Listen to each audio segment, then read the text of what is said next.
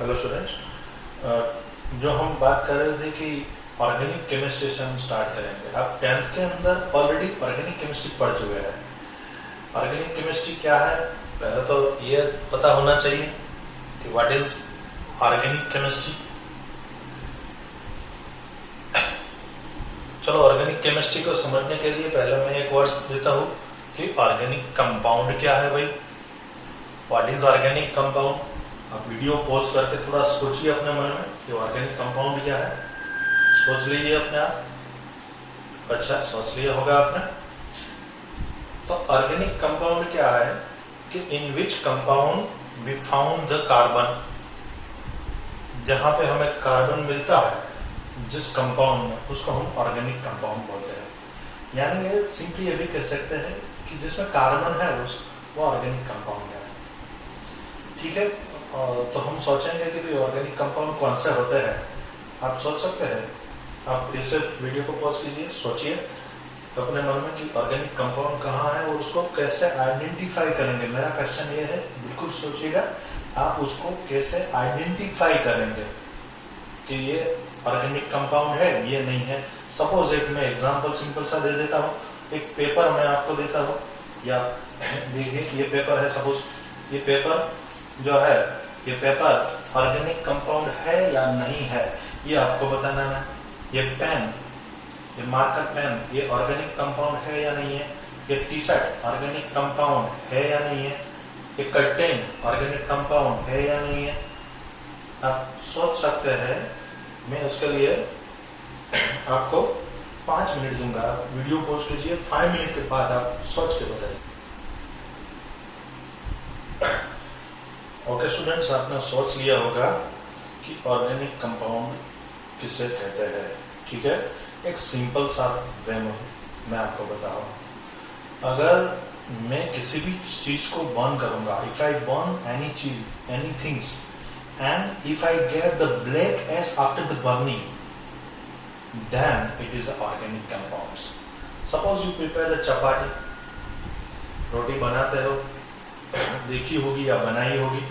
पहली बार बनाते तो कैसे हो जाती है, ब्लैक हो जाती है। Why it is come black?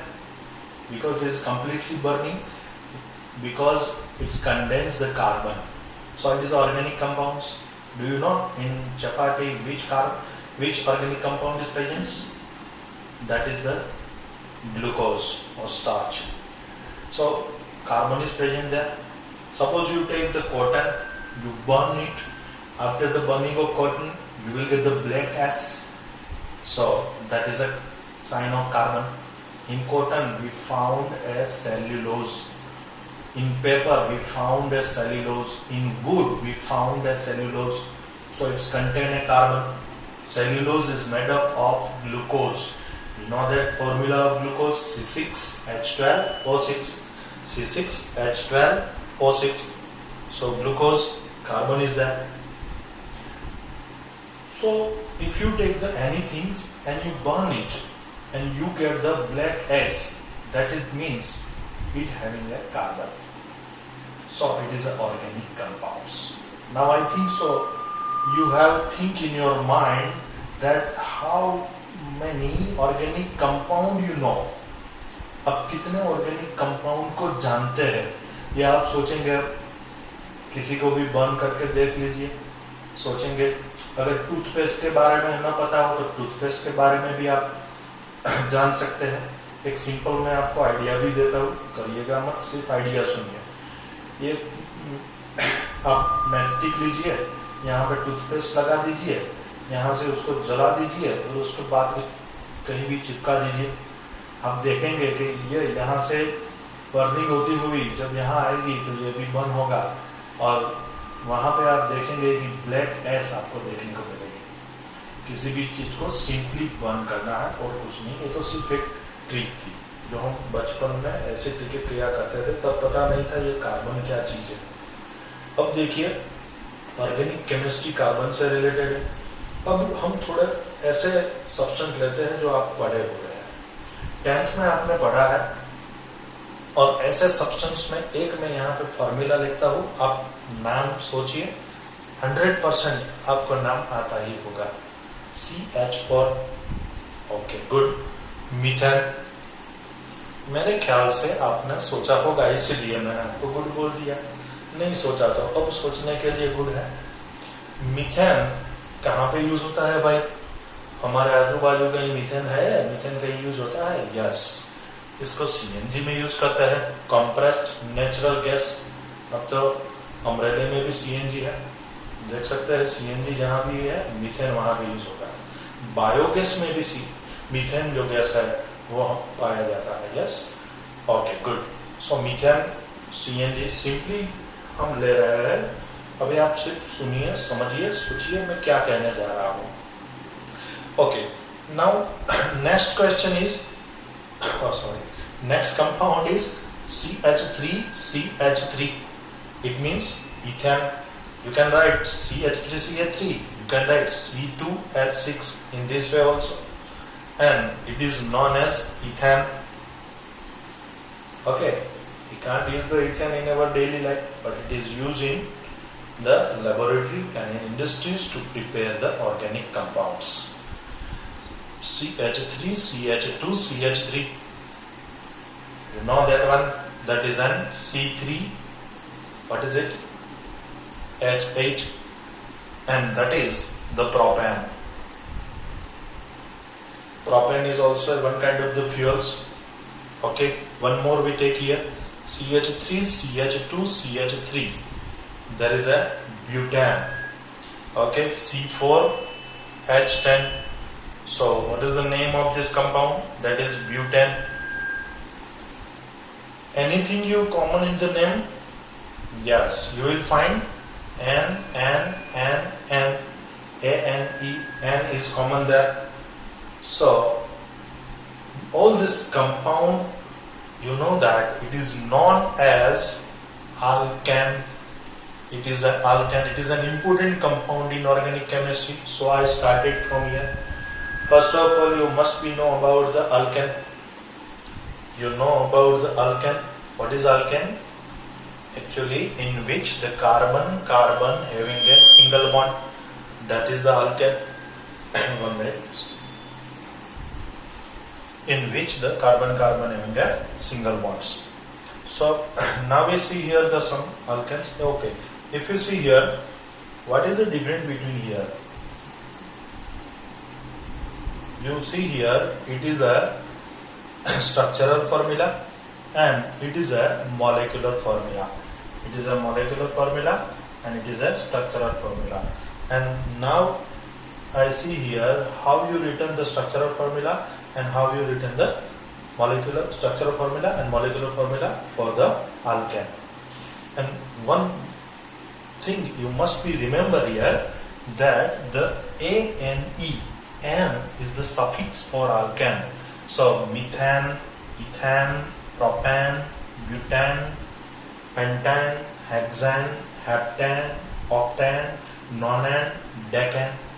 So first we see here first 4 compound, that is methane, ethane, propane and butane. So what is the formula of it? CH4, simple one. For the methane, the structural formula and molecular formula both are same. That is a methane. We know that very simplest hydrocarbon is methane. It is a hydrocarbon. Also, hydrocarbon are also a organic compound because carbon is present there. See structural formula for the second one. Now you can remember, you already studied in 10th one, that is the general formula for alkane, CnH2n plus 2. Suppose you take a 1, C1, 2, 1s are 2 plus 2, 4. So CH4. If you take here 2, then what you get here? C2H6. Now how you written the structural formula? Must be remember, the valency of carbon is 4. What is valency? That carbon is joined with maximum or atom or molecules. Maximum 4. Carbon having a valency 4. Later on we studied what is valency. Now just you try to remember, carbon are joined with the 4 member only. So here 2 carbon is there, 2 carbon are joined with the single bond, because alkane, what is alkane? Carbon carbon having a single bond, that is alkane. So carbon carbon single bond. So first valency is occupied, second, third, fourth, 1, 2, 3, 4. Now here H. So 1, 2, 3, 4. For this carbon you can put here. So what is the formula you get? CH3. You can written in this way. You can point here. CH3. What is the name of it? That is ethane. Must be remember it. Now the third one we take here. If you see the molecular formula, C3. 3 to the 6 plus 2, 8. If you see here the CH2 gap between them, here also CH2 gap between them. 1 carbon and 2 hydrogen are more. 1 carbon and 2 hydrogen more than it. Okay, how we arrange them? Structural formula: 1 carbon, 2 carbon, 3 carbon, 3 carbon are joined. 1, 2, 3, 4. 1, 2, 3, 4. 1, 2, 3, 4. Just you fill up all the valency with the hydrogens. So what is the formula you get? CH3, CH2, CH3. So there is a propane. If you see here N is there, so it is a suffix of alkane. Alkane series का कोई भी अगर तुम compound ले लो तो उसमें N आएगा. Okay, हम 10 के बाद भी देखेंगे. 11, 12, 20 है तो उसको क्या बोलते हैं आगे देखेंगे. Now here 4 carbon, butane, C4, 4 to the 8 plus 2, H10, C4, H10, that is a butane. If you compare it, CH2 is more here. So how you written? 1, 2, 3, 4. 1, 2, 3, 4. 1, 2, 3, 4. 1, 2, 3, 4. 1, 2, 3, 4. So there is an hydrogen occupied here. If you calculate the hydrogen, that is 10.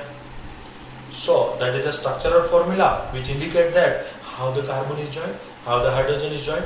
It is a molecular formula. It indicate that how many carbon are there, how many hydrogen are there. It means molecular formula. It means the number of elements are represented by the molecular formula, and structural formula, how the structure is obtained, how the elements are joined with each other with a single bond, double bond, triple bond, how it is joined. That is the structural formula. Now you remember one thing. Here, first 4 we taken here. The name is methane, ethane, propane, and butane. All the 4 names are not IUPAC name. You heard about IUPAC, International Union of Pure and Applied Chemistry. एक union है science का chemistry के अंदर जो भी chemical जो बनता है उसका नेम कैसे देना है वो तय करता है, तो उसको IUPAC नेम कहते हैं. तो IUPAC नेम जैसे आपने सुना होगा, एसीटोन जो है 10th में आया है, प्रोपेनोन उसका दूसरा नाम है, वो IUPAC नाम उसका. आगे भी हमें IUPAC नाम आएंगे. तो ये जो है मीथेन, इथेन, प्रोपेन, ब्यूटेन, वो कॉमन नेम भी है और IUPAC नेम भी है. उसमें कोई पहले जो नेम थे वही के वही उन्होंने रख दिया है. ये जो नेम है मीथेन, इथेन, प्रोपेन, ब्यूटेन, ये ऐसे रख दिया है. ऐसे कैसे हम आगे देखेंगे तो पता चलेगा. देखिए इसके बाद क्या आएगा. अब मेरे ख्याल से आपको स्ट्रक्चरल फॉर्मूला आता होगा. आपको क्या करना है, आपकी बुक में यहां से आगे 5 नंबर से आगे 5 number, 6 number, 7 number, 8 number, 9 number और 10 नंबर, यानी कि pentane, hexane, heptane, octane, nonane, decane, ये सभी नाम आपको आते हैं. ये कैसे नाम बने हैं आपको पता है? पेंटा, हेक्सा, हेप्टा, ओक्टा, नोना और डेका. अगर ये देखा जाए तो पहले से अगर स्टार्ट करें तो मोनो होगा, डाई होगा, ट्राई होगा, टेट्रा होगा और फिर यहां से पेंटा होगा. Mono, di, tri, tetra 1, 2, 3, 4. Penta, hexa, hepta, octa, nona, deca 5, 6, 7, 8, 9, 10. अगर देखा जाए तो इसमें से जो 4 कार्बन वाले कंपाउंड 1 to 4 कार्बन वाले मीथेन, इथेन, प्रोपेन, ब्यूटेन, उसमें उसका कोई यूज नहीं है. पर यहां से अगर हम देखे जाए तो तो यहाँ से IUPAC जो नोमेनक्लेचर है उसमें यहाँ से पेंटा का यूज है। पेंटा में एन लगा दिया, क्या हो जाएगा? Pentane, right. हेक्सा में एन लगा दिया, क्या हो जाएगा? हेक्सेन। हेप्टा में एन लगा दिया, क्या हो जाएगा? हेप्टेन। ऑक्टा में ऑक्टेन, नोना में नोनेन, डेका में डेकेन। तो इस प्रकार अगर देखा जाए तो ये IUPAC नेम बने हैं, पर 1 to 4 जो है वो कॉमन नेम है, उसी को IUPAC नेम दे दिया गया है क्योंकि वो इतने ज्यादा वेल नोन थे कि उसी को एसेट कर लिया IUPAC ने। इसीलिए मीथेन, इथेन, प्रोपेन, ब्यूटेन ये मोनोडाइट्राई में से नहीं दिया गया है, पर ये पेंटा हेक्साहेप्टा में से दिया गया है। अब मेरे ख्याल से आपको पता चल गया होगा कि पेंटा, पेंटेन, उसका मॉलिक्यूलर फार्मूला कैसे लिखा जाए। तो C5H12, यहां से आप देख सकते हैं, यहाँ N की जगह 5 डाल दीजिए। C6H14, C7H16, C8H18, क्या मैं कर रहा हूँ? एक में CH2 ऐड कर रहा हूँ, देख लीजिए ये हो जाएगा, ये इजी हो जाएगा आपके लिए भी। आप किसी भी कंपाउंड का यहाँ पर बना सकते हैं। ओके, तो ये स्ट्रक्चरल फॉर्मूला बनाना भी आसान है, ये आप होमवर्क में कीजिएगा काम।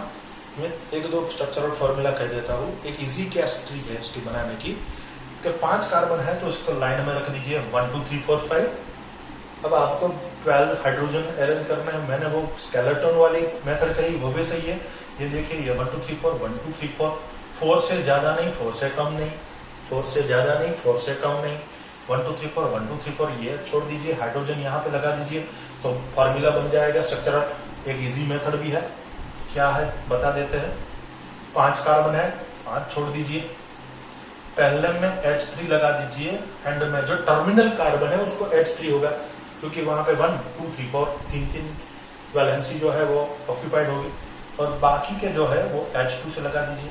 अगर मैं इसको छोड़ दूं आपके लिए, सीधा ये वाला कर दूं, तो क्या होगा? कितने कार्बन होंगे? 1 2 3 4 5 6 7 8 9 पहले में, और चलने में टर्मिनल में क्या होगा?